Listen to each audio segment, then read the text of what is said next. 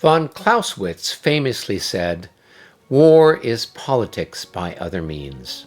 Well, if the inverse is true, then this game, 1793 Patriots and Traitors, could be considered a war game?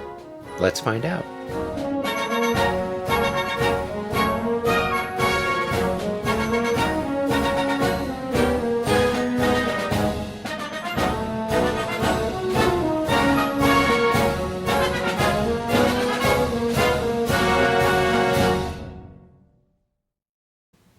Hello, fellow wargamers and history buffs. Today we are doing an unboxing for a new game from Sound of Drums.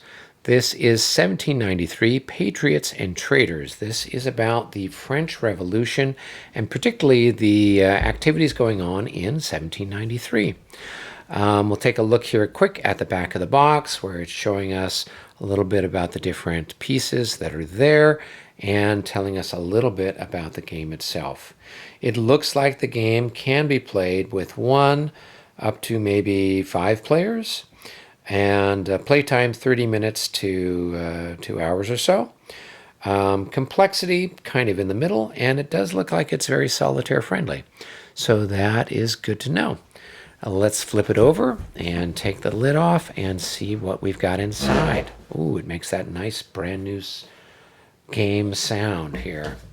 All right, first things off the bat that we see here are the rule book, and this is a multiplayer rule book. It is on a nice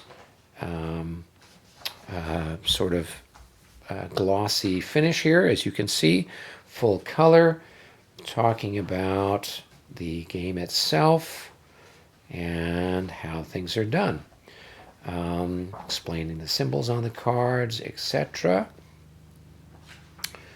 All right, all kinds of things here, and since this is my first time opening the box, I don't know what any of it means. Not that if I'd read through it, I would have known what any of it means, but there we go. It's got a glossary in the back. That's kind of nice. Good. All right, and then we've got a 1 or 2 player rule book. So this, I guess, is if you're going to be playing it solitaire or just with one other opponent. And I would imagine that things are going to be slightly different if that's the case. So there is that. Now, moving back to the box here, we've got some player aid cards. All right, and this kind of looks like, oh, I see it's a multi-fold out here. And it looks like it's got description of what the different cards mean and maybe what they do. And explains a little bit of the historical context behind it. That's kind of cool.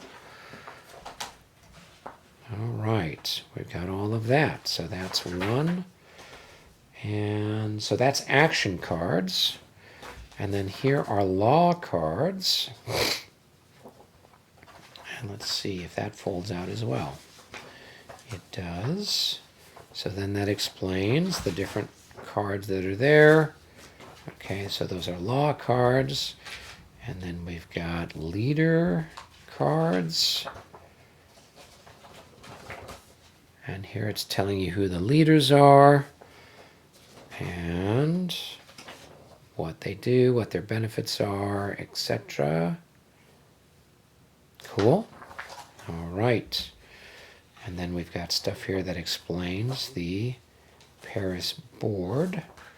So from my understanding is everything is happening in the city of Paris. Yeah, and so this is just a double-sided card here with the information about that.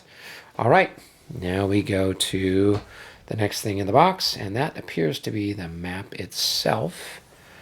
And so here we've got a big board. Oh my goodness. Very cool.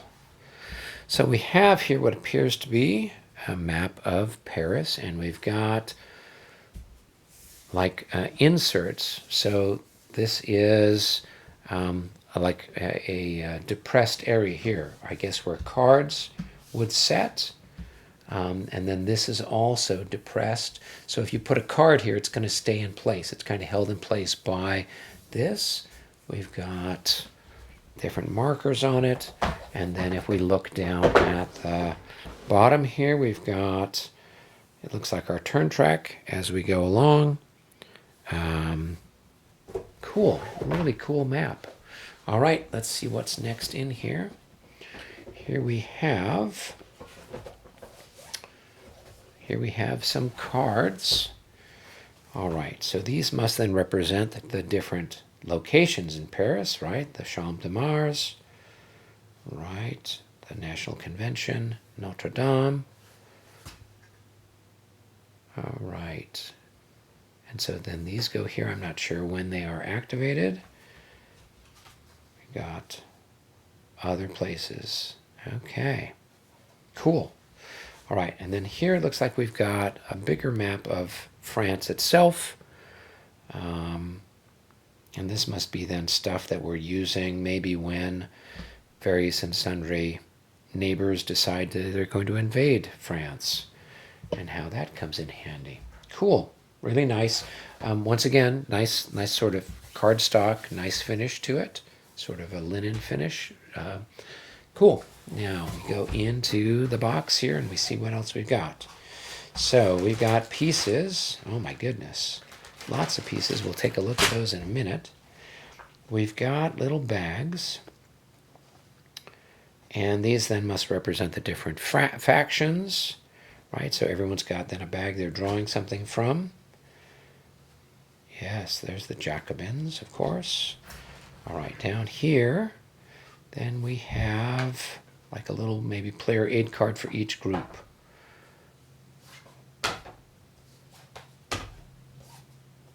All right, very nice.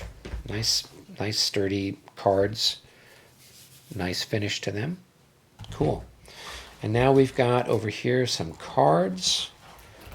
So we've got 2 decks of cards. Maybe they all fold together into one deck. We'll unpack these here in a minute, and same with the pieces. All right, we're going to take a look at the pieces. So it looks like each faction has some colored cubes. So we've got purple cubes and red cubes, yellow cubes, and these are sort of a grayish color. And then we've got these ones here that are kind of a bluish color. Looks like we have some kind of tokens here. Maybe these represent money. That's what I would think it is. And then we've got some other tokens here that just have the number 10 on them. I'm not sure what they are used for. Here we've got a bunch of flags with the colors of the different factions. So those must maybe move around on the map in some way. And then we've got a series of little pieces that look like maybe they're leaders. The little guys with bicorn hats on. There's a C, there's a DS, L, P, J, B, L, DZ, H. Okay, so maybe these represent different leaders. Kind of cool. All right, then we've got these. This looks like we got a couple of these here. They look like they're printing presses. Maybe they're a printing press. That's what I would think they are. So maybe you guys are printing something. Here we've got a token that looks like a little naval ship. Here we've got one that represents some sort of goddess of victory, maybe. It's always nice to have a goddess of victory on your side. Got just a little black token here. Not sure what that is. Ooh, and we got a balloon. It's always nice to have one of those around. Okay, cool. Then over here we've got like a fleur-de-lis. And we've got, ooh, there we go. We got a guillotine. I got to have one of those for the French Revolution. And then here we have a couple of these different ones here. These look like maybe the sans-culotte, the little people with those little caps that they wore. So, cool. Those are the pieces. No dice. All right, and finally, let's take a look at the cards. Now, these are larger size cards. These are larger than a playing card. They've got artwork on them here, and Not sure what the symbols necessarily mean, but they've got explanations for what it is. There's our printing press.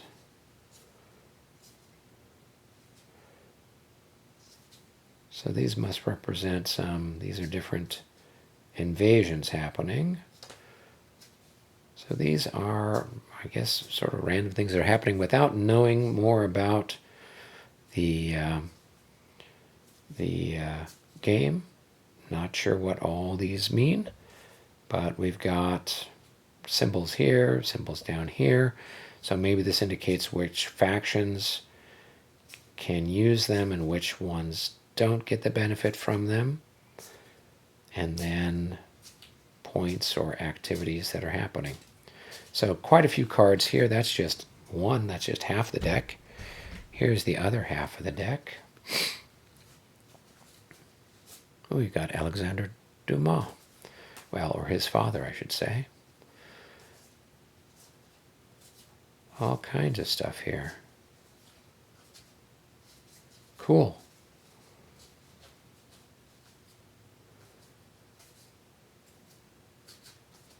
These look like the different leaders. Yep. Interesting. Okay, well, very colorful, very interesting looking, very pretty. Nice cards, nice finish to them, solid look to them. Yeah, cool. Well, there you go. That is a look at the components of 1793. They look very nice, and since I had originally recorded this, I've had a chance to read through the rules. So it does look like it's kind of ideally set for about 4 players up to 5 players. But I've also read through the rules for the 1 and 2 player, and it looks like those will work well. So I'll probably give this a try solitaire before I try to get a group of guys together and play this as a group. Did want to let you know there are some battles in there. So what happens is you as a faction can basically sponsor a general who will be out there defending Paris against the oncoming armies of either the Royalists, the Austrians, the Prussians, or the Piedmontese. And so there are some abstract sort of battles that are out there, and if your general is successful, then your faction will gain some influence, and if he's not successful, you'll lose something. So it's kind of fun in that regard, and you kind of hope that you draw the card that's got Bonaparte. But the other generals are not too bad either. This is the only sort of game that I've done that at least on the channel I featured, that has a sort of political element to it. I have played another one that I really enjoyed a few years back, which was called Pericles, which is looking at the war between Athens and Sparta, and that was a lot of fun too. So this is similar, where you're trying to work together somewhat to defend the Republic from the enemy forces that are out to squash you, but still you want your faction to come out ahead in the contest. So this is not my first Sound of Drums game. I actually have their Eylau 1807 game, which I really enjoyed. And if you want to check out the review that I did for that, that should be popping up somewhere here on the screen soon. Also, I wanted to give a shout out to those of you that have supported the channel via Buy Me a Coffee. So thank you to David, Perry, Joseph, Jim, JW, and William. Thank you for your support. For everybody else out there, thanks for the likes and the subscribes. And any comments you put there, I will try to answer as best I can. Until our next episode, keep playing, keep having fun, and be well.